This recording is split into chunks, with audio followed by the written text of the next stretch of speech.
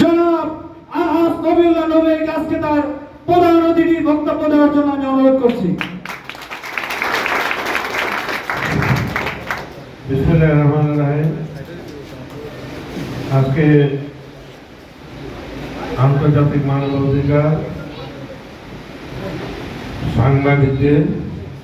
সাংবাদিক সংস্থা যাত্রাবাড়ির উদ্যোগে আজকে দেশনেত্রী বেগম খালেদা জিয়ার দোয়া মাহফিলের উপস্থিত সভাপতি, উপস্থিত এই সংগঠনের নেতৃবৃন্দ, মুরব্বী ভাইরা এবং উপস্থিত আমার সামনে আসসালামু আলাইকুম। আজকে বেগম খালেদা জিয়া আজকে কি অবস্থা আছে অপরাধ ছিল। উনি তিনবার প্রধানমন্ত্রী হয়ে এই দেশের মানুষের যে অধিকার, মৌলিক অধিকার, গণতান্ত্রিক অধিকার, ভোটার অধিকার এবং এই দেশের মানুষের ভাগ্যের পরিবর্তনের জন্য উনি জীবনটা দিয়ে, উনি আন্দোলন সংগ্রামের মধ্যে দিয়েও উনি আজকে তার এই কর্মকাণ্ড স্বৈরাচারী শেখ হাসিনা সহ্য করতে না পারে তাকে বিভিন্ন মিথ্যা মামলা দিয়ে 60 বছর জেল হাজত কাটিয়েছে। দেশনেত্রী বেগম খালেদা জিয়া এত তাড়াতাড়ি অসুস্থ হতেন না। জেলখানা থেকেই এই স্বৈরাচারী সরকার শেখ হাসিনা তাকে স্লো পয়জন দিয়ে হত্যার জন্য চেষ্টা করছে। সেই সময় থেকে জেলখানা থেকে উনি অসুস্থ। এই শেখ হাসিনা এমন স্লো পয়জন দিয়েছে যাতে ধীরে ধীরে ধীরে ধীরে অনেকদিন পরে হলো মৃত্যু ঘটে। এই পরিকল্পনা নিয়ে দেশনেত্রী বেগম খালেদা জিয়াকে পয়জন দিয়ে জেলে পাঠানো হয়েছিল যাতে এই জিয়া পরিবার এই সারা বাংলাদেশে আর অস্তিত্ব না থাকে। দেশনেত্রী বেগম খালেদা জিয়াকে কারাগারে পাঠালে এবং তারেক রহমানকে দেশান্তর করলে বিএনপি ভেঙে চুরমার হয়ে যাবে। এই চিন্তা ভাবনা রহমানের নেতৃত্বে এই বিএনপি আগের থেকে শক্তিশালী হয়েছে।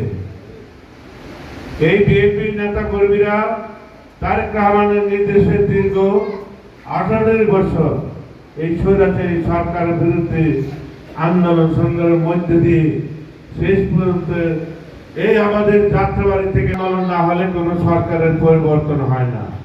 আমি সবসময় বলে আসছি, বিএনপি কেন্দ্র অফিস থেকে কেন্দ্রীয় নেতাদেরকে যে পল্টন ময়দানে বড় বড় সমাবেশ করে কোনো লাভ নাই।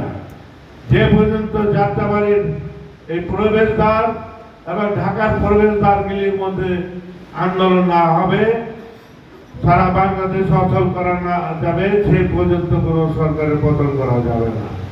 বাস্তবে সেটাই পরিণত হয়েছে।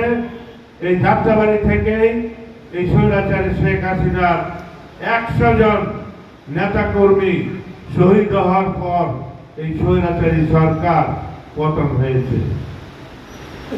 তাই ভাইরা আমার, আজকে আমাদের দুঃখ হয়, কষ্ট হয় যে সামনে নির্বাচন, দেশনেত্রী বেগম খালেদা জিয়া আজকে আবার অসুস্থ হয়ে গেলেন। আমরা চাই যে আগামী নির্বাচনে উনি নির্বাচনটা দেখে গেলেও যদি বেঁচে থাকতো তাহলে আমরা শান্তি পেতাম। আমরা নির্বাচন করেও আমরা জনপ্রতিনিধি হয়েও শান্তি পেতাম। আজকে যদি আমরা নির্বাচনের মাঠে আসি, আমরা কিন্তু মানসিকভাবে আমাদের যে চিন্তা চেতনা, আমাদের দেশনেত্রী বেগম খালেদা জিয়ার সবসময় মন পড়ে থাকে। আজকে আমরা দেশ নীতি ব্যবহার করব যাতে উনি আগামী নির্বাচনের আগেই সুস্থ হয়ে উনি সহ নির্বাচনে অংশগ্রহণ করতে পারেন। আমরা এই দোয়াই করব। আর আমি, আপনারা তো জানেনই, আমি এই 5 আসন থেকে প্রার্থী হয়েছে জাতীয় শীষ সরকার পক্ষ থেকে। আমাদের দেশ নায়ক, আমাদের ভারপ্রাপ্ত চেয়ারম্যান এই ঢাকার পূর্বাঞ্চলের যত আন্দোলন সংগ্রামের শ্রেষ্ঠ ভূমিকা আমি আবার আমাদের নেতা কর্মীদের পুরস্কার হিসেবে 18 সালে আমাকে নমিনেশন দিয়েছিল। এই নির্বাচনে আমাকে পুরস্কার হিসেবে আমাকে প্রার্থী দিয়েছে। অনেকে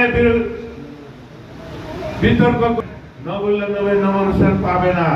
আমার সেই 18 সালে আমাদের ভারপ্রাপ্ত চেয়ারম্যান বলে দিয়েছিল, নবী সাহেব আপনি, আমি ছোট কাল থেকেই দেখি আপনি খালি আন্দোলন সংগ্রাম করেন, আপনি বড় নেতা হতে পারেন নাই।